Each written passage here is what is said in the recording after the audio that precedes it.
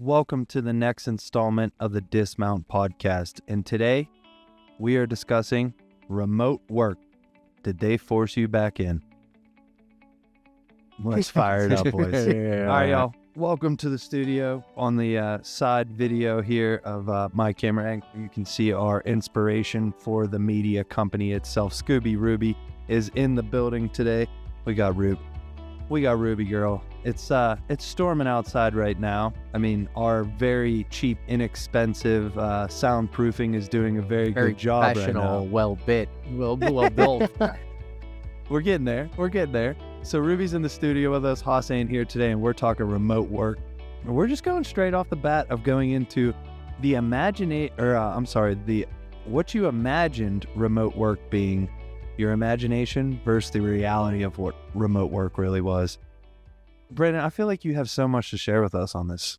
Yeah. So I was always curious about remote work, and I really wanted an opportunity to do it. But the day that I did remote work, it was not really a choice. It was, so we're in Ohio, and we got like snowed in, and it was like, okay, no one can make it to work except the guy who lives across the street from work. So I was like the lone soldier of like almost everybody. There might have been a few lone souls to go. But when I had my day of remote work, like I was still doing stuff, but it was hard to like keep doing stuff for me. I felt like confined in a space where I just had as much coffee as I wanted and my cat running across the like keyboard as I was trying to make calls on my left, trying to like check out like my own pipeline on the right and prospect new one and new jobs, and then have my email in front of me. And this whole time, the cat that we have is adorable, and she just keeps passing it over, and it's just like, oh, you're never here at this time. And I'm like, I know, because I'm working at this time.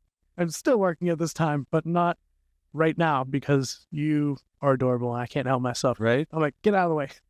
So yeah, have you seen the videos of if you just buy your cat mini laptop, all they really want to do is just mimic you, so they would have left you alone. You just get them their own tiny little, and you have enough, by the way. You have how many iPads? So if you're mean to tell me if I put one of the other things... If you took the iPad that Zach's using right now and put it in front of your cat, so yeah, bothering you. No way, that sounds... I don't know. That's not on TikTok, I think. You saw it on TikTok.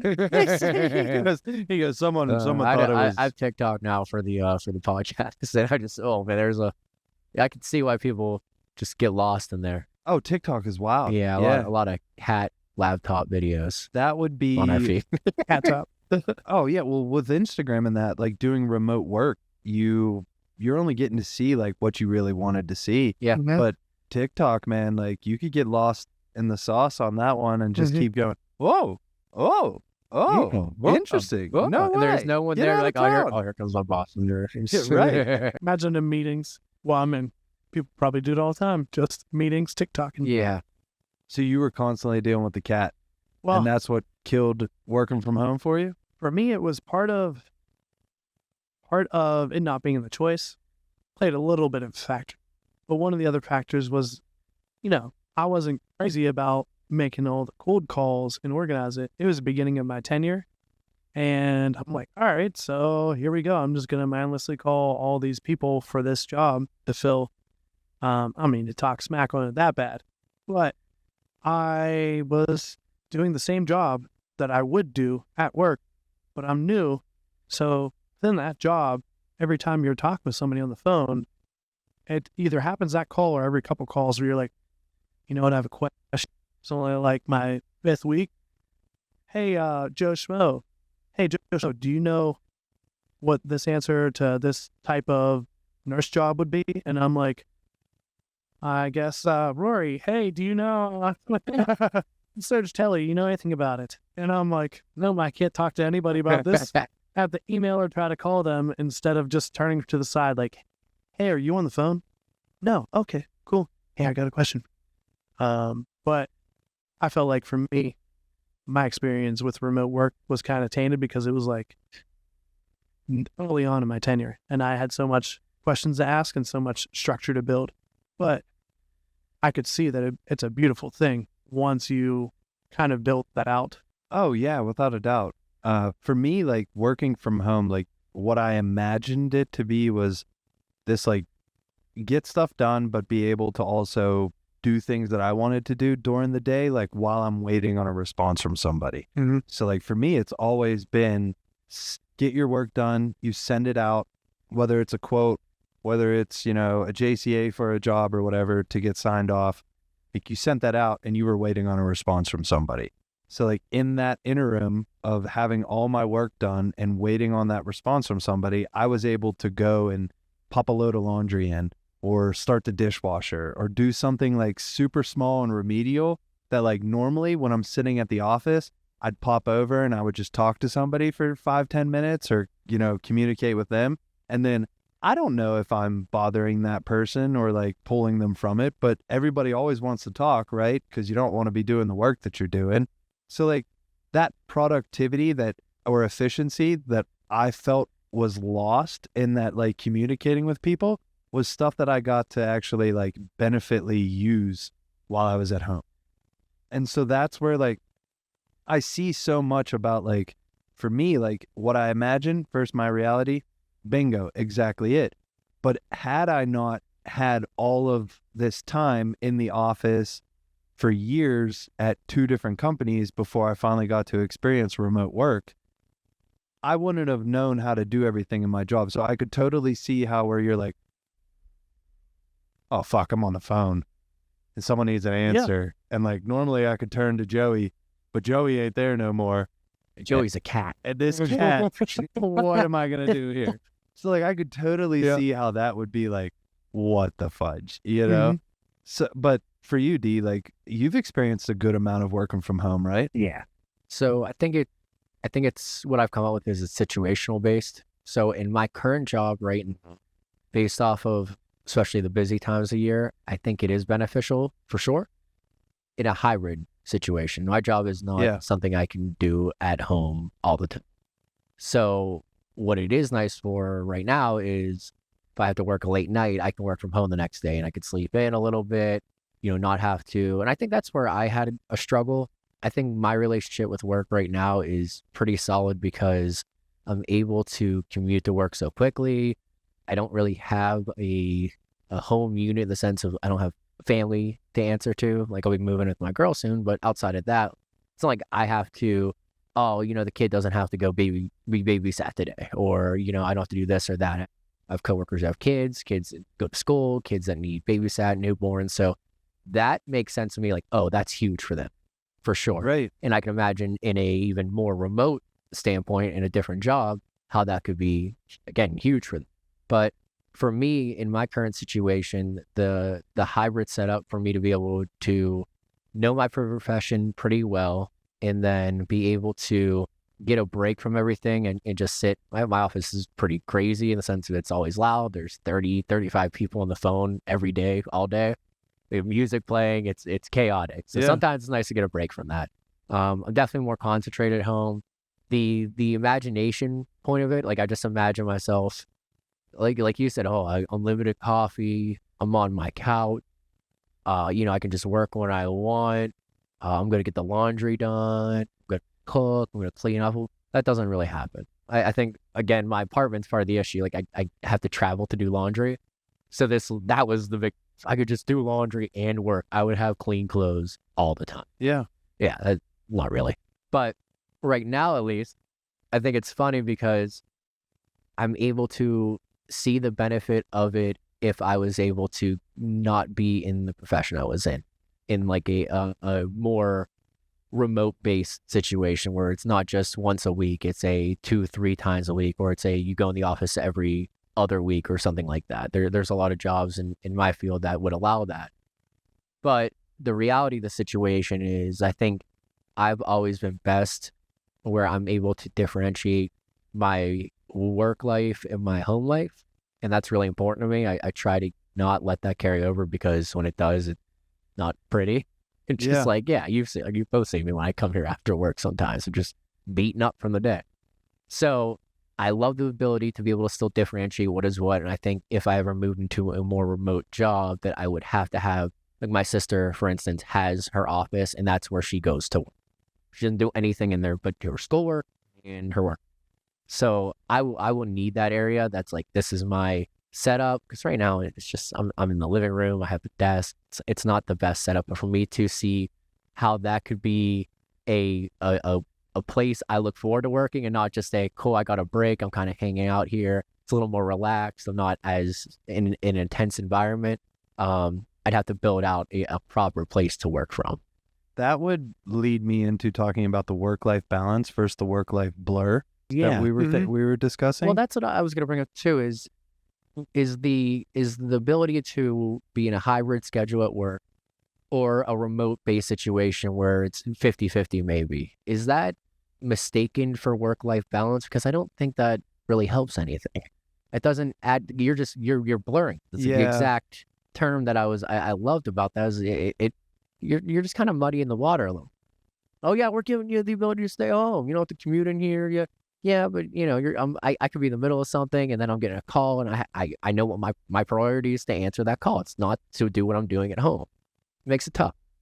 Yeah, I think the work-life balance comes from the structure of the company that you work for to begin with. Yes. So like if it's a setting where like if something comes up, like for me right now, the place that I work at, like if something were to terribly happen in my life, I'm supposed to just leave and send a text message that like, go take care of your shit and tell us that you left. But I don't need to know your life story right now.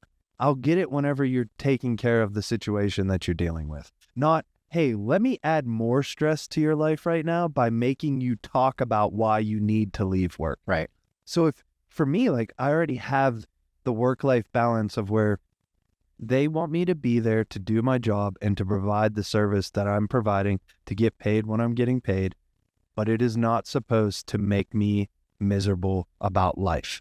And I don't think a lot of people get to work at places like this. And that's where like our next topic of transitioning out of this, which I'm not going to do just yet, but like what I want to talk about is the people who disrespect like a company that I work at and don't understand how good we fucking have it and are not people who could be trusted to do remote work because they literally need to be told every step of the way what to do. But going back into like the work-life balance, having the job that I have right now, like being able to say, hey, Thursday I'm working from home, I got to take care of some stuff. Okay, sounds good. And then Thursday comes around and I know Thursday I'm working from home because I got to be here for the contractor who's coming to look at the fence.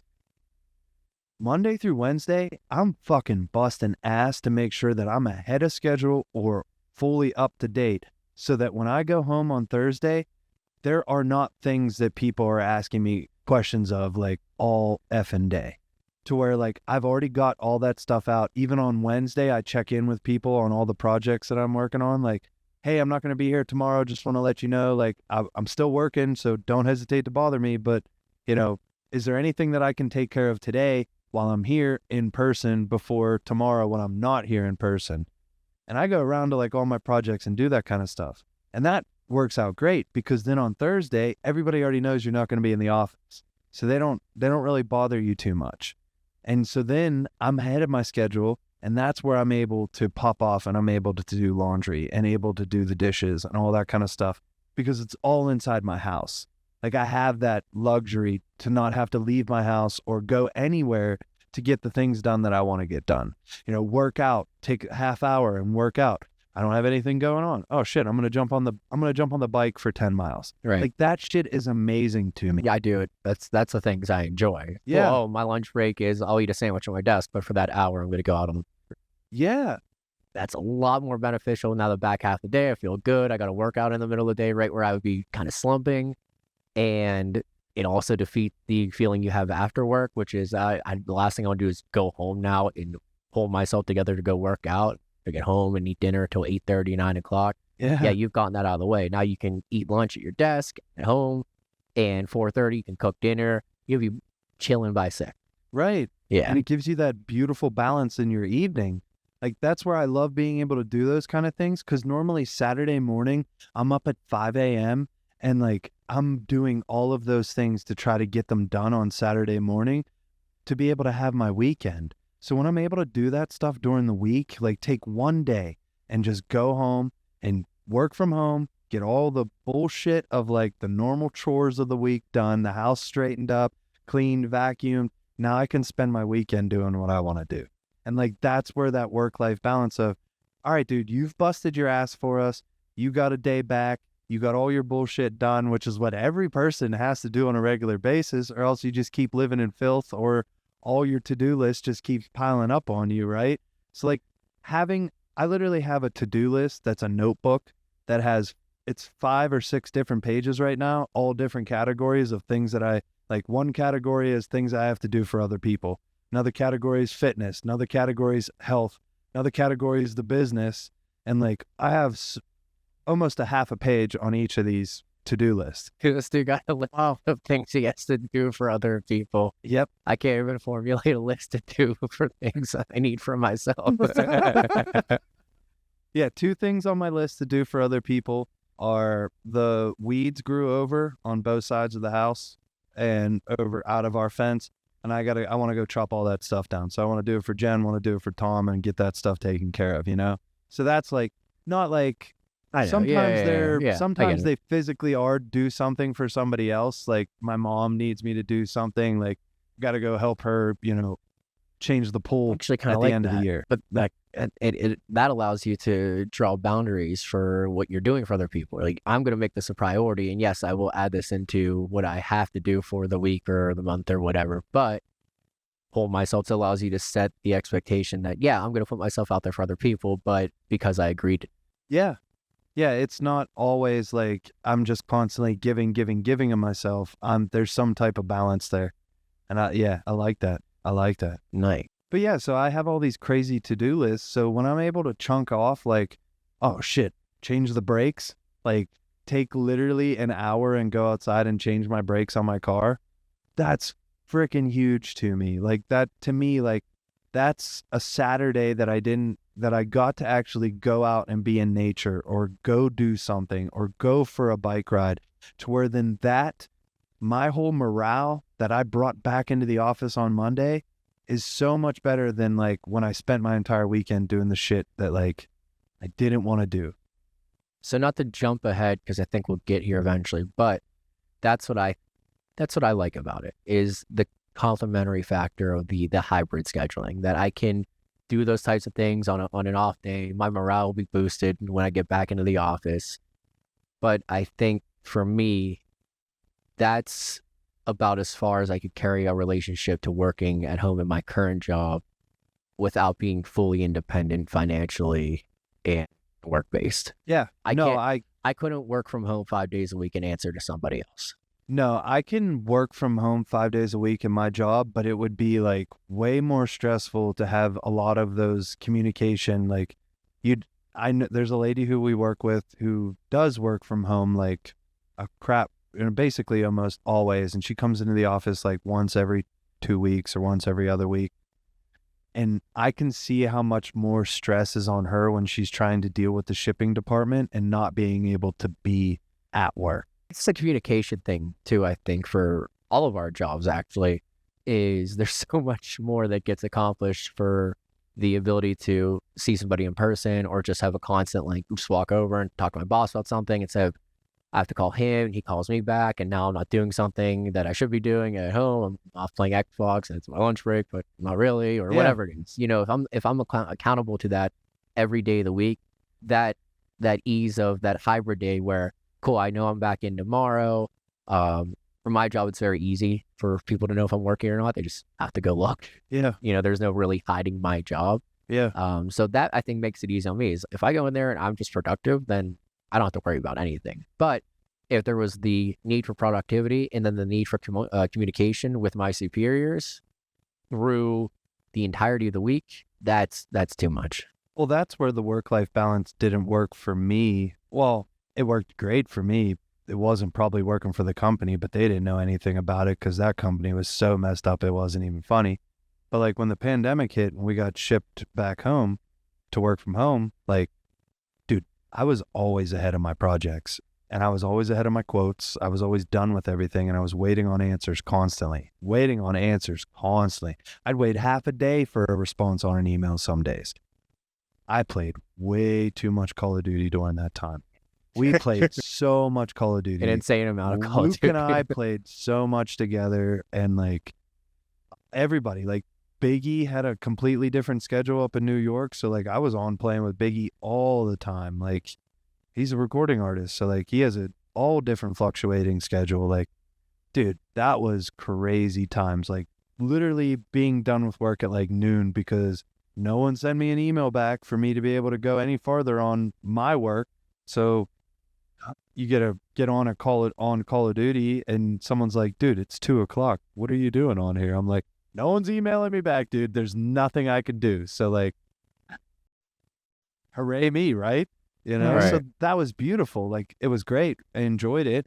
I didn't enjoy working for that company. So like, I felt like I was like getting something back, you know, like those guys, long story, just put me through the ringer. So, you know, I don't care to share that. Don't care to talk about that right now. Don't need to. But yeah, needless to say, put me through the ringer. So that getting back that time that like I felt I was constantly being robbed of, didn't even feel any shame. I definitely know that that's where the work-life balance, like you got to have the right situation. And I think we were kind of going on that, like with your job, my job too. I can't be away for that long of time frame when guys are working on, when we're physically building something and they need me to take a look at this and not take a look at from a picture, but be able to actually 360 my head completely around what they just built to make sure that it's good. Not, oh, hey, here, take my 360 camera and just snap me some pictures and I'll look at that. It doesn't work that well. Maybe one day very soon.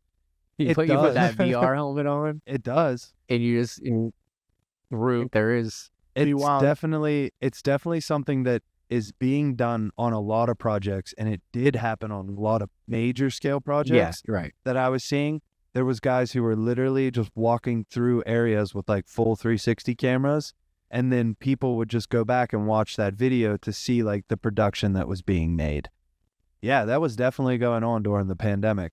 I don't think VR helmets or any of that kind of stuff, but like literally just like guys would pull up an entire video and just go through like a furnace or something, whatever they were building. I do recall all that going on, which was kind of cool.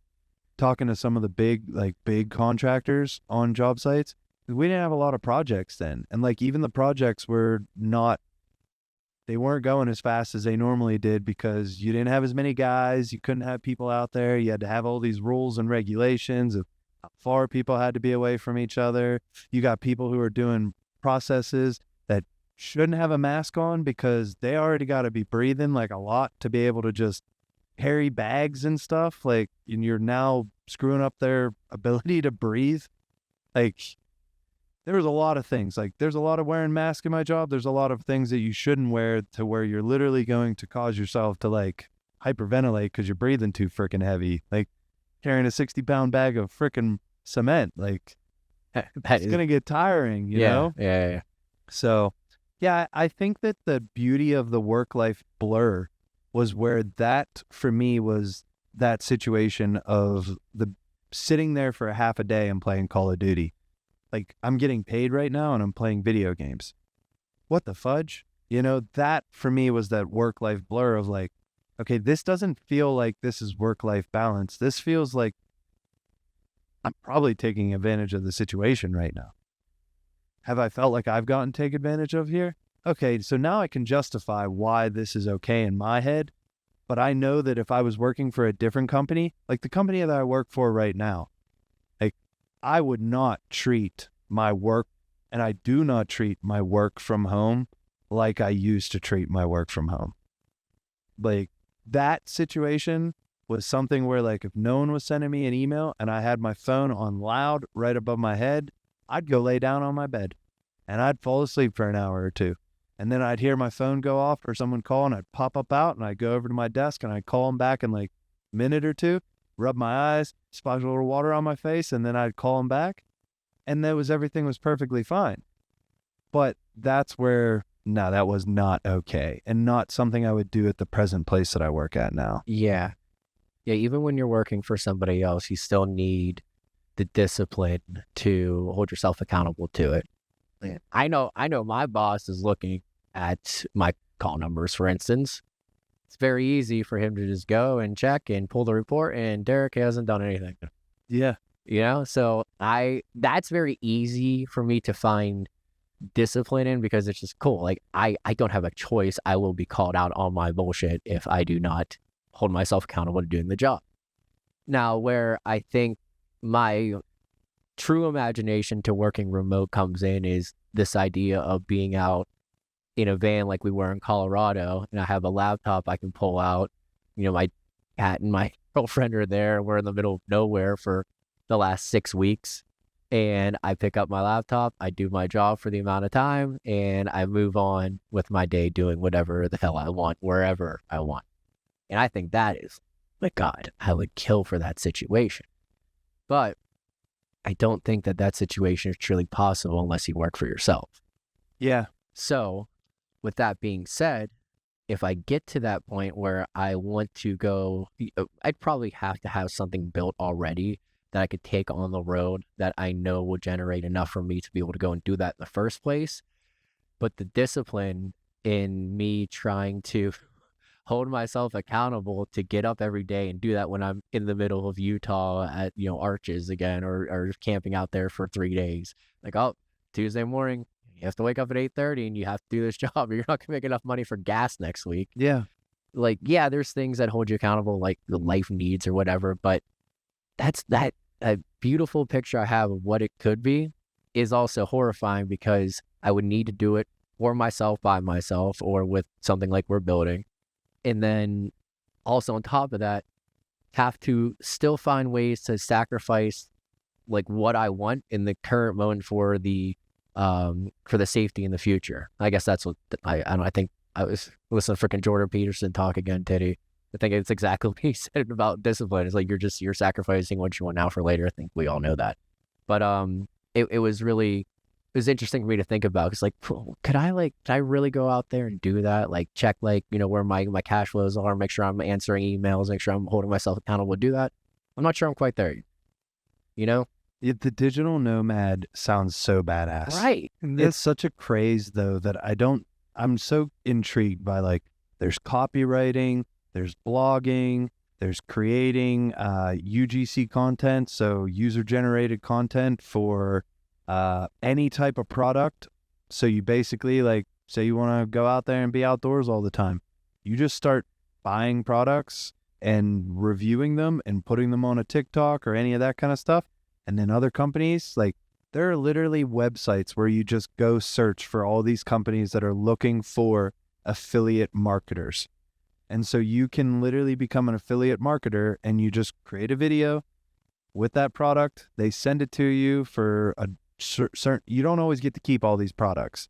Like, that was something that I didn't realize, like with Cyclist. I was always sitting there and looking at these guys who had these YouTube pages that I'm like, how these guys keep getting all these different bikes? Like, Jesus, Mary and Joseph, like, that's a $5,000 bike. He just had a $10,000 bike last month. What the shit? And I ended up, some dude who I think is super cool, his name's Gino. He dropped the ball. I didn't know this, and I heard it on one of his TikToks recently.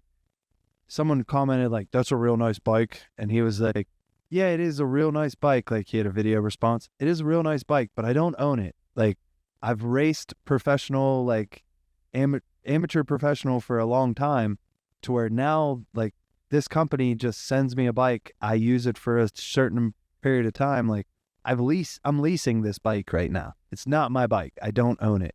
And I'm going to end up giving it back at some point in time. But right now I'm going to do everything I can to create all the content I can while I have it, to try to, like, make money off of it. You know what I mean? Like, that to me, like, I didn't really put two and two together of, like, shit, I need to just start creating content, show that we can create good content, and then just start looking for all these different companies and just start hitting them up saying, like, hey, any chance you got any bikes you want to loan out for 6 months? And that to me, like, that digital nomad, what do we build out that gets us to that place where that gives us that financial freedom? Yeah, I think that you're hitting it on the head. You have to find a way to generate income off of something you're truly passionate, and not have me out in the mountains trying to make 80 calls and Yeah. and then Right. talk to my boss about a deal that didn't close and why it didn't close. I'm like, it's like Titty and I were driving here and he got a call on the way in traffic, and we're on the way to trying to sing You Lost That Love and Feeling. We're trying to jam out a little bit. He's calling me. I answered, and of course he answers, and you're never happy in that moment, and not like that would, there's a blur there for sure. Like you're getting called in on times that doesn't correlate with your schedule. But I think to get out of the realm of, okay, I can go live this digital nomad lifestyle, I just falls back to exactly what I said, which is you can't do it for somebody else. You have to do it going out and doing things that you love, finding ways to correlate your income with what you're doing while you're doing this. So if that is something you're passionate about, and I'm sure there's people out there killing it, creating content about being out traveling or whatever it may be, you just have to have a little bit of like dumb ignorance. Just almost gonna go do it. I don't care. Like for me, I think too much about it. I'll just think about everything that could go wrong. Yeah. Why do I care? Why do I care so much about what's gonna go wrong and not give myself the ability to actually go try? Why do I care so much that how I'm going to reflect back on my family? Like, why does that? And we've talked about it before. I've already shared it on this podcast of why that is. But like, why do I still sometimes think like, oh shit, like I shouldn't say fuck on my podcast because what if my niece is watching this and my niece is amazing and I love her so much and like I would love for her to like be inspired to like go after her own stuff. So like, can you just say fudge, dude? Like, come on, man. It's not hard. So like that to me, like, what are these things that we need to start building out? And I've already locked in for, I got to get at least 7 pipelines of income coming in. And then I will feel so comfortable to be able to go off and do anything.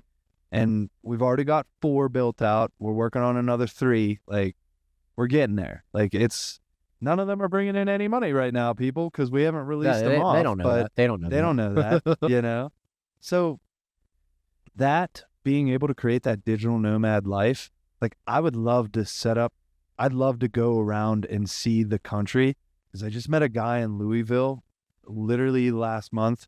Super awesome dude. He has seen every single state in the United States. And he said, Zach, every single state is different. Every single state is different. Every single state has something for somebody. And you just have to go out there and find out what that something is for you.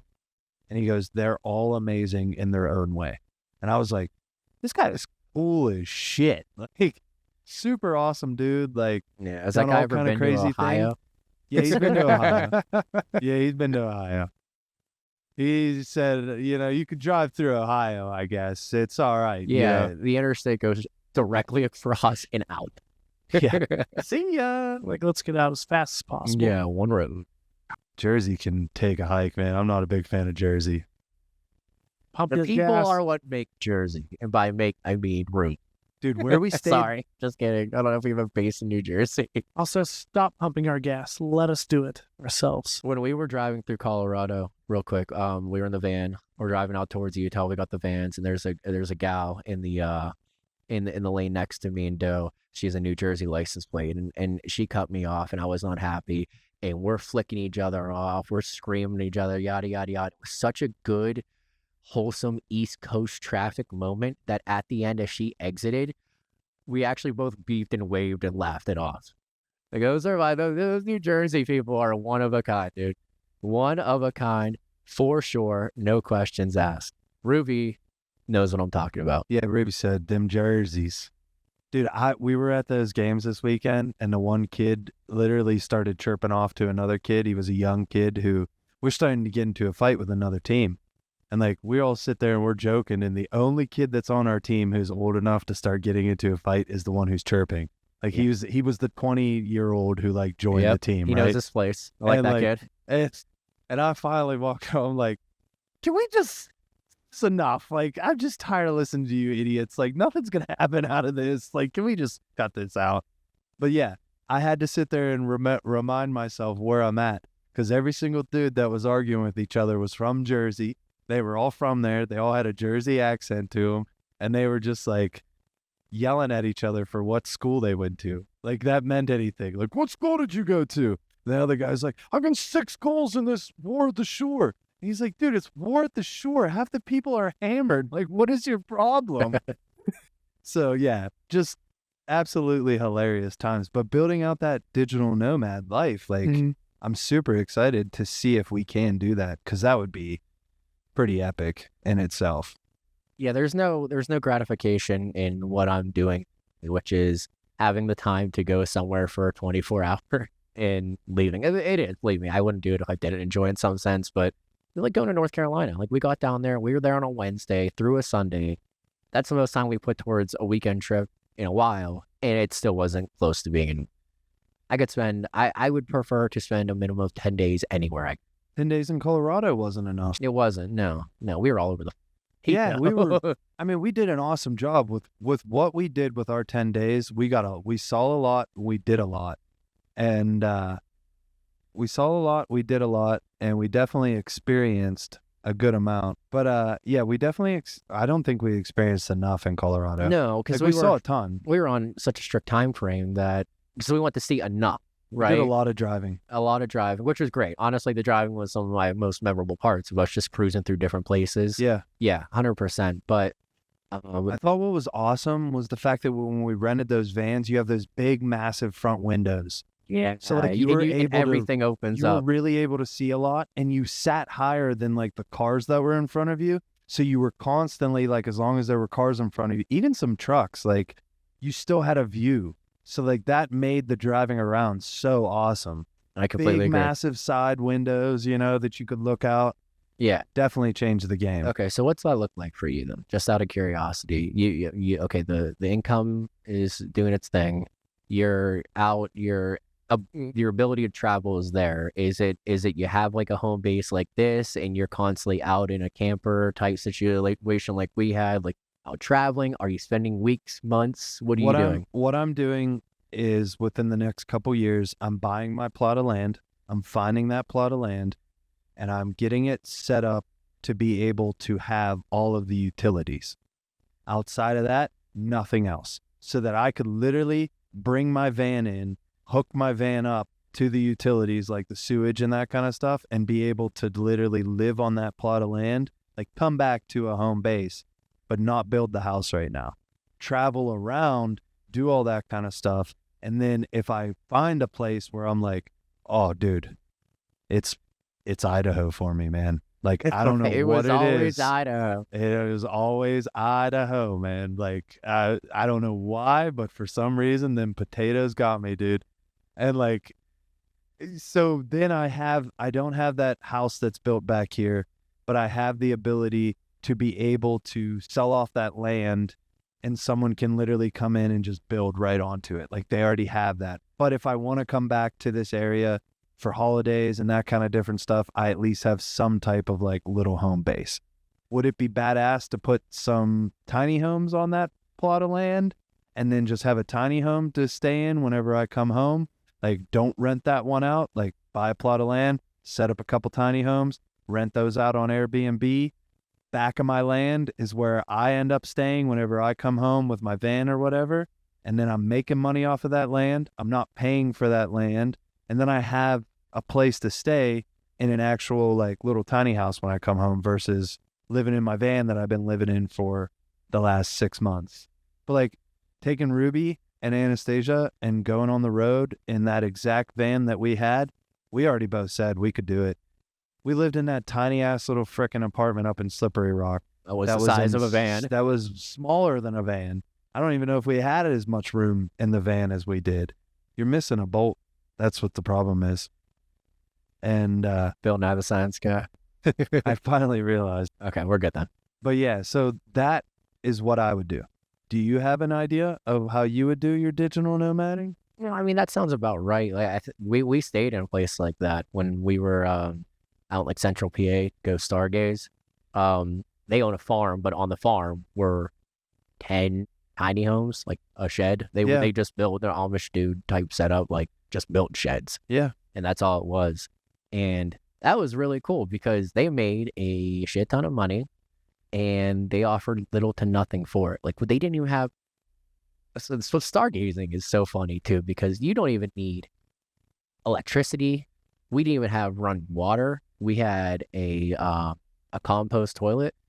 So these people are the smartest MFers in the world. They knew what they were doing. But to have that idea, yeah, I mean, I would want something. I would own some type of property that was generating me while I go off and travel for weeks or months on. Yeah. That's what I would do. I want the ability to, like, there's ideas of, I want to go back to Europe. I want to go see Europe the right way, where you're over there for a week. You can't go I went to Ireland for 10 days. That was just enough. I could have stayed there for a month. Yeah. I didn't see it. I spent more time in Dublin than anywhere, and it was just a city. So by the time I got to Western Ireland for a day, I'm like, shit, I should have been here the whole time. When I come back, that's where I'll go. But for me, it would be kind of the similar setup. I'd want some type of property that generates income so that I would have a place to go back to, but also have something that's kind of that one pipeline that you mentioned. I think in this instance, you'd be hard-pressed in a real situation to have one stream of income that covers everything you're doing. Yeah. That's tough to imagine. At least have enough money that you don't have to care about much of anything. Yeah, it's definitely like, I look at it, that's why I say the 7 income streams. Like, I look at it as like, right now, all I could really say is I have my salary from the job I'm at, and that's it. And like, if I lose that, then my stability of life or survival is on one pillar right now. That's it. Like, I got a 401k, I got savings, I got some investments, but outside of that, like, I don't have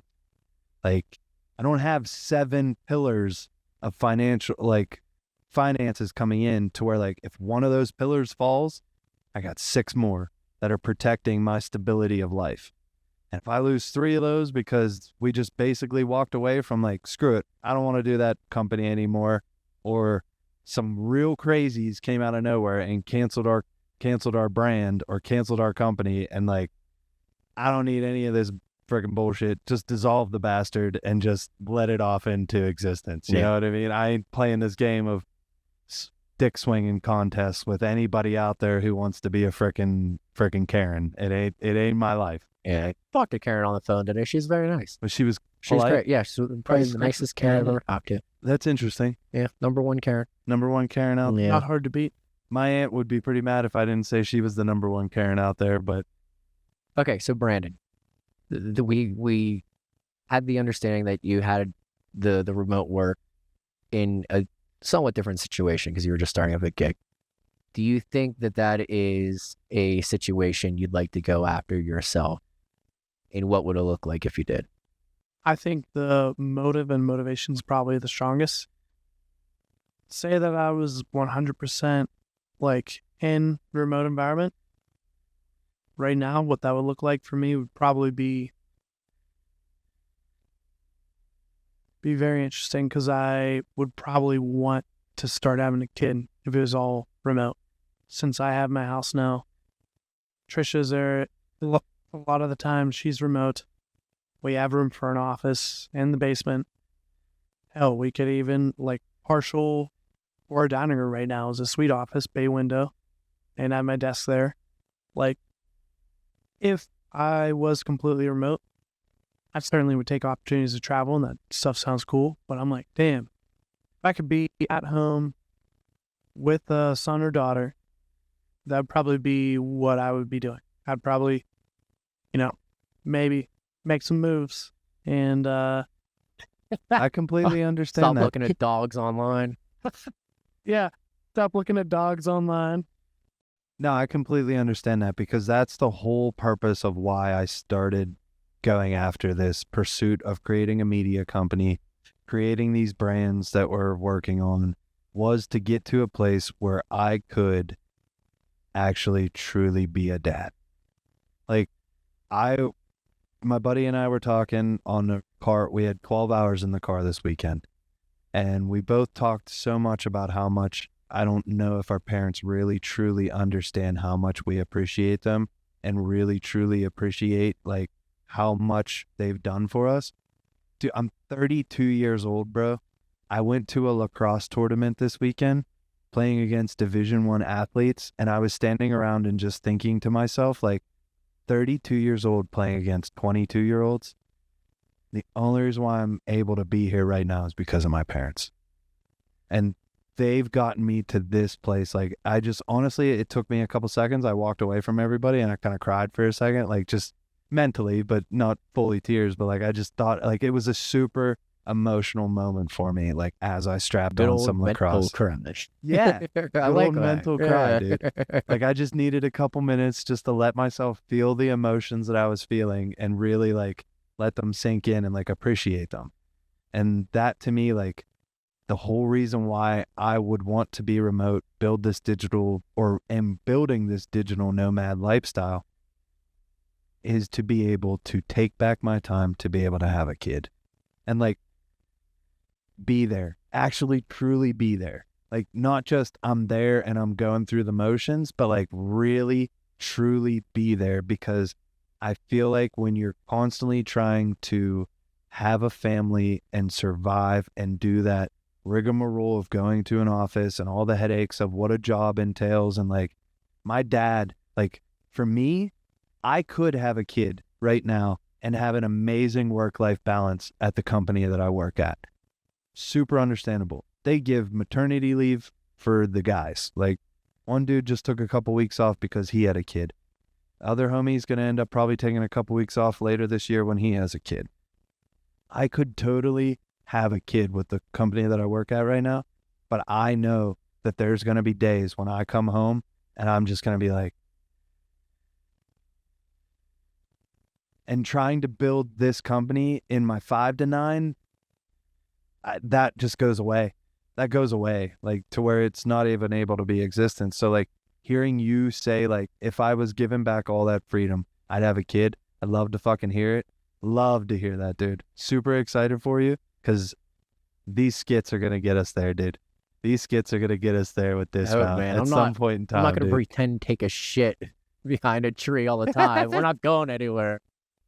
Well, yeah, like I mean, I think right now, like what we're building towards is a group that not a lot of people have what the three of us have right now, of like having a true group of men who are all working towards like becoming the best version of themselves, and who can like completely understand each other or not judge each other for anything that they have to like share with each other, like, or their views. Like, you know what I mean? Like, it's crazy to think, but like so many of us don't have what we have right here. This movement, a safe space for men. Yeah. All men. Yeah, safe place for everybody, dude. I was Honestly. waiting for it. I was like, he was gonna say it. It's you're killing me, Titty, because you're so right about how I look at like my coworkers. Like my buddy Ryan at work had a kid last year. Her first birthday was like a week or two ago, I think. And he's such a great dude. He's a great person. He is great to his wife. His wife's terrific. I have every intention of watching them raise an adorable, amazing child, for sure. But you can see how much his priorities changed as he had the kid, because you don't have a choice. And to think of how we might be to be in this place where we could find, and sure, like, I think there was ability of back in the day, like in our parents' age, to have a kid and own a business and still like be able to, oh, I'm cutting out for this or that, where you might not get that if you're lower on the totem pole. But now this ability of, even if you do work for a corporation or something that isn't ran by you, you could still find a job that allows you that flexibility where, you know, you think about our parents and they showed you their love through sacrifice. It was always about like how big of a sacrifice they had to make for you. Like my dad would send me to private schools. He worked his, 9 to 5, but then was always working a detail shift, always doing something else. So it wasn't seeing it. That was his way of showing his love to me, was that I wasn't going to see, and that spoke for itself. It was dedication. And my dad didn't want to work all those hours, dude, but he loved us so much that he was willing to sacrifice that for us. And that was what was standing out to me as you talked about that, was like, maybe it doesn't have to be like, and you can actually be present where, yeah, okay, work-life balance is cool, and I want to go live in a van down by the river with my girlfriend and our cat, just bullshit around and go eat at cool diners all across the country. Like, yeah, that's fun for a little bit, but where it can truly be beautiful, where you can build that out, I think is where you nailed it, man. Like where you can actually be present for those important moments and feel like you're actually a part of a life. Not that you have to sacrifice things to show your love, but you can still generate the means to raise your child and be there too, which I just don't think was ever really truly possible for at least the last few generations. No, that was something that the internet made possible. That was something that our communication capabilities made possible. Like, think about cell phones. Like, that wasn't something that our parents had. Like, cell phones were only becoming something when we were teenagers. Like, most people didn't have a cell phone, and I didn't have a cell phone until I was 16, 17 years old. I was like 7. Really? Oh yeah, dude. I had Nice. I had a Cricket slider phone. It was the coolest. Okay. I was the coolest kid. I had the first iPhone that I knew. I don't know. I was like, yeah, what's up, dude? But Check out this iPhone. But were you doing a lot of like traveling and forth back to school by yourself and whatnot? Like to where you were Well, no, dude. out and about? No, I was just super cool. Oh, you were just super cool. No, my parents were divorced, and my dad wanted to know where I was every second of the day. Yeah, that's why I had a phone. But yeah, and you're 100% right. It's just what I thought. It was like that connectivity. It kind of allowed it build up, and it's built up to this point where it's starting to show how, like, we've had conversations of how, oh no, like fuck the internet, we love the planet, but we love the internet as a tool. Yes. Now all of a sudden, like now it's starting to, we're looking at it in the right lens. Right. That, oh my goodness, like being able to use the internet as this ability to create like a real life for yourself where you get to truly experience like everything that you want to experience, not just survive, is amazing. And that's where like you see all these people who are making so much money on using artificial intelligence, and people are like, oh, screw that. And we've talked about this already, but that's another one of those things where it's just like, wait, I'm going to be able to just get paid for a job by making sure that I put a prompt in correctly for the AI that's going to do all the work for me for the next 10 hours. That's kind of sick. I got to program this thing real quick to do exactly what I want it to do to compute all this stuff out for the next 8 to 10 hours. Holy shit, I just got my entire day back. That's going to be some job that somebody has very soon. And they're going to have this ability to literally spend their entire day working from home of just having to go over and make sure that that computer's still computing and doing its job. That's it. Now you're no longer the employee. You're a manager managing the employee. And people don't see it that way. They see it as this AI is going to replace me, but that AI has to be programmed in some type of way. So I've now gotten actually promoted at work. And I'm a shit employee and I just got promoted at work. You know what I mean? Like Pay you anymore. yeah, all I got to do is literally do this and then I could do anything I want for the rest of the day. That's going to be someone's job and that's going to be really crazy. That's already somebody's job, Oh yeah, frankly. probably. But yeah, man, I think the way we look through those lenses is so important, because you can see it as, oh, I'm just gonna play some Xbox, or I get to go do some laundry. But where it truly makes a difference is exactly that. Like for people who are very invested in their home life and how much that can really mean to somebody in the growth of their child, and how invested you can be in your marriage or whatever it may be. Those are the important things that, as long as you can still differentiate between that what's work and what's my life, which I think would still be hard for me in this situation. I again, a distinct working area, depending on what kind of job it is. But yeah, again, the lenses we look through, man, I think it does show something beautiful that you might not see it for unless you really dig into it. Yeah. Can you, Brandon, understand why a company wouldn't allow remote work? Think of some answers without putting anyone on blast. I'm like, all right, I could think of some instances. You just need, I think a good way to explain some of my frustrations is the relationships. I think one, you're counting on people to give you things in a timely manner. And remotely, if you're somebody who, let's just say, is either in charge of the task or the person completing the task, it's much easier to walk over to Joe Schmo and say, hey, Joe, how's it going? Do you need any help?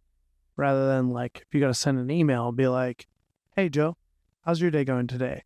What are you up to?" Like that could be taken so poorly, Yeah. just based on the person's temperament, and it's something that you're just communicating, and all of a sudden the person thinks you have a tone, and then next time you go, you're actually greeting them, and then they think that you're being like facetious, and Yeah. I'm like, I think that's two ways it can go wrong is, you needing something on a timely manner, but then also maybe as you're going to complete those social transactions, it gets lost in space for something else. The company I work at right now, when I take a day, when I work from home, I get emails from a certain somebody that are just emails that we've already talked about the entire week. And you're like, all right, dude, you're literally just trying to see if I'm working today. And you're like, come on, dog. We have this relationship. Why are you being like this? And you're like,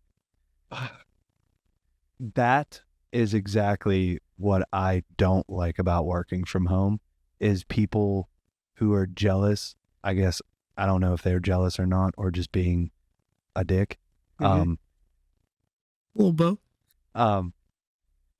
Jealous that you're working from home and they're in the office, or just like, I'm going to make sure that this guy's doing his job. Like, he's not going to get a free day from home. I bet he's trying to do this and that, or he's still sleeping right now. I don't know what the hell's going through their mind, but the email that I got to write back of the thing that I literally just talked to you about yesterday is like, all right, let's copy the big boys on it just so that they can see that I'm working too. Like, you're like, yeah, what the, but that's where I can completely understand why companies would not allow people to work from home, is because there are too many people, not in my office. Everybody in my office, super hardworking. Everybody does their job. Everybody takes care of their shit. People in the warehouse, whole different ballgame, man. Whole different ballgame. Not showing up, constantly calling off, constantly doing this. Not that job, like working in a warehouse or working in shipping or doing manual labor, could ever be a remote job, but those people are not people who could be promoted to positions that would give them this added benefit of being able to work from home some days and being able to do what I do, because they don't have that work ethic. They don't get their stuff taken care of. They don't hustle hard. They don't, when there's a day, whenever it's like, oh, 3 o'clock's coming around, I leave every day for 3, but like, we got a really serious project going on right now, or like, it's Friday and I need to get this quote out today because they're going to give us a purchase order if we're the first people to get this quote to them. So like, this is important. I've stayed till 5 o'clock.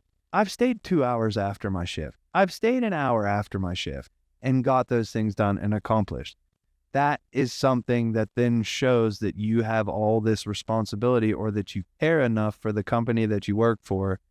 Like, okay, that guy deserves to be able to go home, and yeah, I might not get 8 hours from him at his house. I might get 6, I might get 5, but those 5 are going to be just as good, if not better, than what I got from him from the office, when actually the 5 or 6 that I got out of him from the office are him talking half the time to other people, or him communicating, or him standing off in the grass doing Tai Chi or whatever you do. Yeah, a little Qigong, dog, a little Qigong. I'm not going to do that shirtless again. That was over the top. I sent him and Anastasia a picture of me doing Qigong in the grass at work, shirtless. And that was too far. I realized that was too far. That was one step over the line. Nobody was there yet. It was 7 o'clock in the morning. It was just me, Eric, and a couple guys from the warehouse. But yeah, that was too far. Like, people driving past that, building, and they're just, a lot of people drive that main drag road and they're just looking at me doing Qigong, literally shirtless with just a pair of dress slacks on and no shoes and socks. Like, that's a little bit much. It's a little bit much. My hair was crazy as all hell then. I was literally just let it go out like Albert Einstein. That's too much. That's too much. Hell of a sight, though. Hell of a sight, though. It really brought in, it could really bring in business. Forget the guys doing the spinning, signs anymore. Just put a dude literally doing Qigong. In dress pants, too. In dress pants. Yeah, there's a new Jimmy John's opening. It's just you out there. Free sandwiches. Free sandwiches. Honestly, there's probably people who pull over and be like, you know what, I could go for a sandwich. Oh man, that's a good idea. Am I gonna look like this guy? Am I gonna look like this guy? He looks dialed in, man. But I could totally understand why a company would not allow remote work or be a company that is super against it. Also, like the company I work at right now, like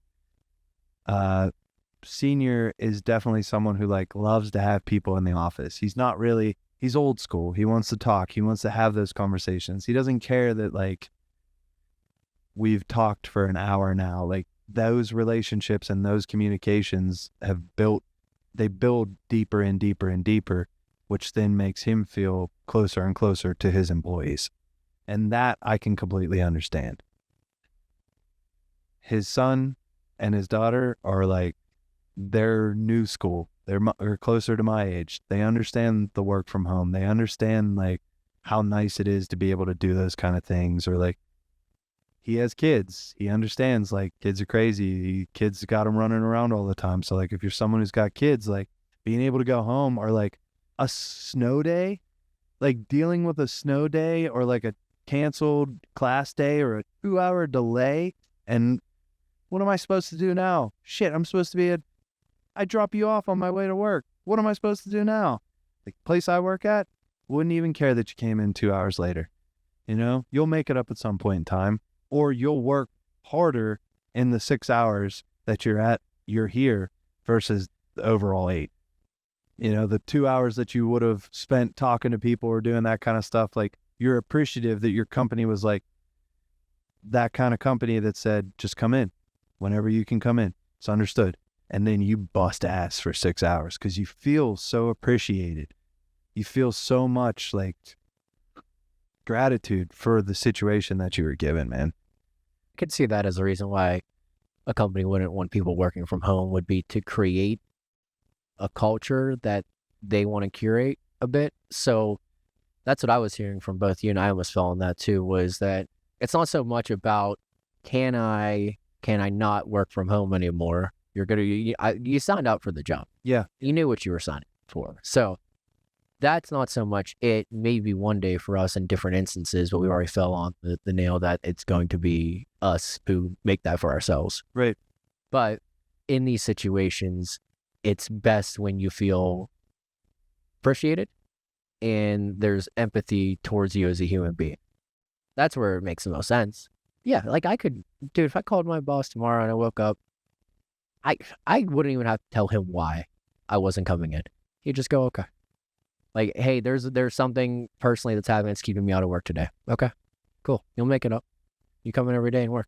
Yeah, Anastasia called me a pussy today because I explained myself why I was calling in sick today. She's like, all you had to do is, the company you work at, they're so awesome. All you had to do was say, I'm not coming in. I'm using a sick day. Yeah. But no, I said, not utilizing a sick day today.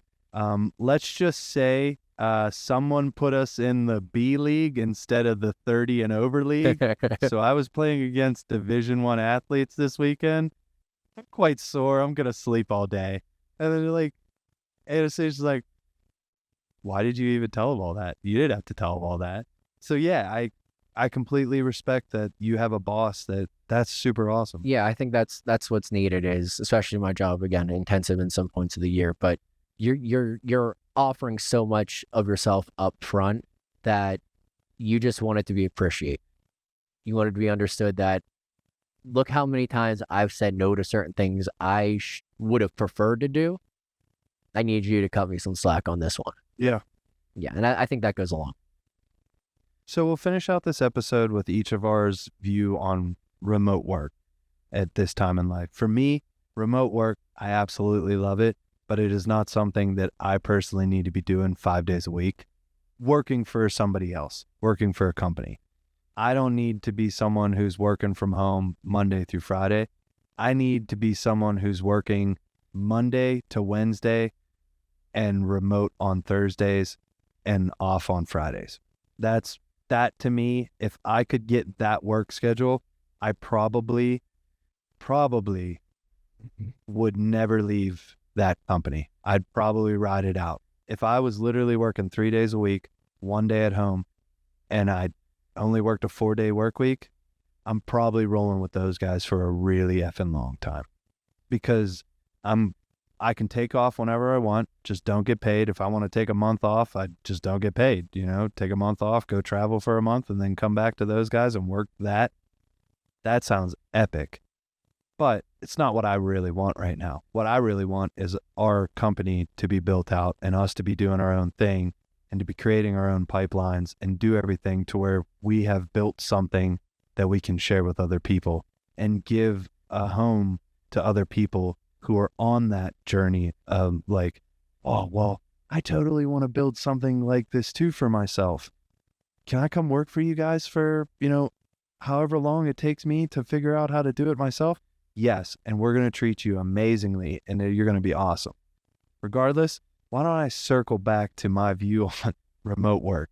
I love remote work. I love it. It's not something I should be doing 5 days a week. Right.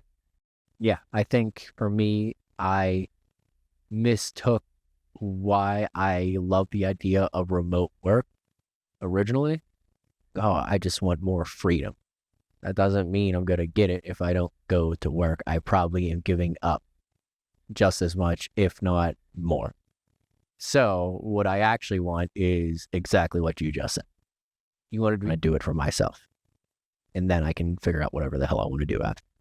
But it's not, you're not getting the freedom by staying home. For me, where I am right now, next 5 years, the world's not going to change. So you want to be able to focus on that time in doing what we're doing here and, understanding that if we keep putting the work in, it will happen, then that's what I want to focus on. I don't want to focus so much on, I'd rather go and get the work done and feel good about it and then come home and be able to differentiate those two things right now. Put a line in the sand.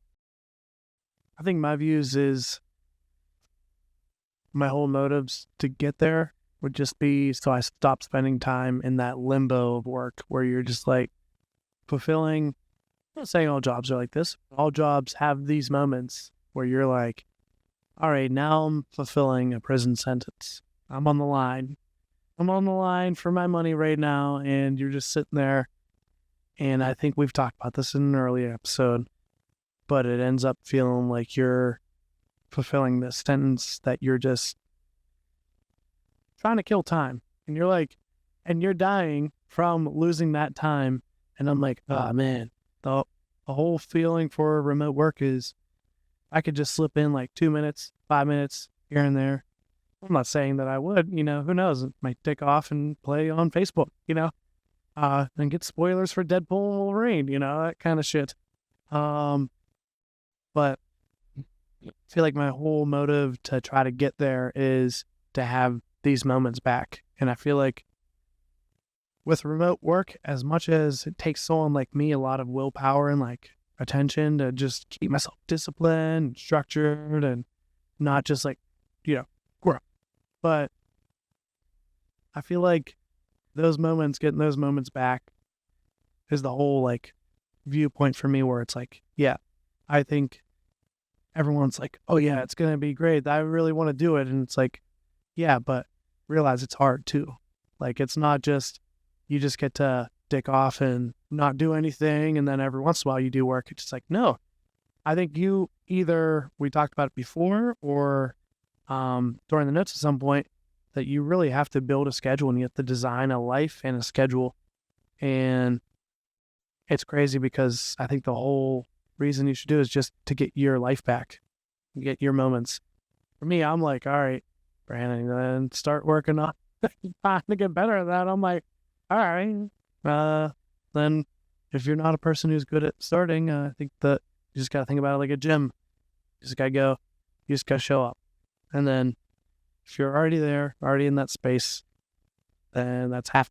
Just get in that space, and get started. What Mike Tyson said, discipline is doing the things you hate like you love them. Well, discipline is the highest form of self-love. And there's a dude on TikTok who did an ice bath and absolutely drops an absolute banger. And we should tag that video in this. It's a good one. That good too. Yeah, I know what you're talking about. Awesome, fantastic speech on why self-discipline is the highest form of self-love. So for me, that is exactly what you're talking about. And doing it for yourself is challenging as all hell. Getting over that hump of now, okay, I do this because I do this, not I do this because there's something that I'm going to get out of it. It's just, this is what I do, and this is what I do. And that sitting there and watching a time clock at some point in time is exactly why this is like, people don't understand how obsessed I am with finding a way to create this for myself, like true self-discipline, full self-love, and my own existence and life outside of a job that I'm feeling like I'm surviving in because of that right there. Those moments where you're sitting there and you look at the clock and you're like, got an hour left? Now I'm literally wishing an hour away from my life because I don't want to be here. I'm already done with all my shit. And I'm like, what could I be doing with this hour? I could be driving home right now, and I could be home an hour early and be able to go do something that I wanted to do an hour earlier than I thought it was. Or now I could do a 3-hour bike ride tonight, not a 2-hour bike ride. Like, that shit is exactly why we're doing it.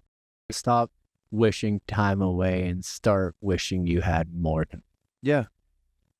Start getting to experience those moments, pushing them. Where you're looking at the clock and going, man, I hope this doesn't end. Not, I can't wait for this to end. Yes. Right. You hit the nail on the head. All right, y'all. Appreciate you guys as always. We got Brandon, we got Derek, we got myself, Zack, and this is Dismount. And Ruby's now. Anastasia's home. So we appreciate you guys as always. And we always say here, don't trust us, trust yourself. And keep riding along with us. We appreciate everything, guys. You guys take care. Later, guys. Thanks again for tuning in to episode 27, Remote Work. Did they force you back in? Don't hesitate to catch our next installment, episode 28. Funny, how the fudge do you balance a checkbook? Well, I guess the gang doesn't know too much about money today. So don't hesitate to catch the next episode where we talk about money, all that and all the little that we know, and then all the things that we're going to do going forward so that we're better with money and have a better relationship. Also, we talked about some woo-woo abundance relationship stuff. Looking forward to riding along with you on the next one. Take care. See you guys.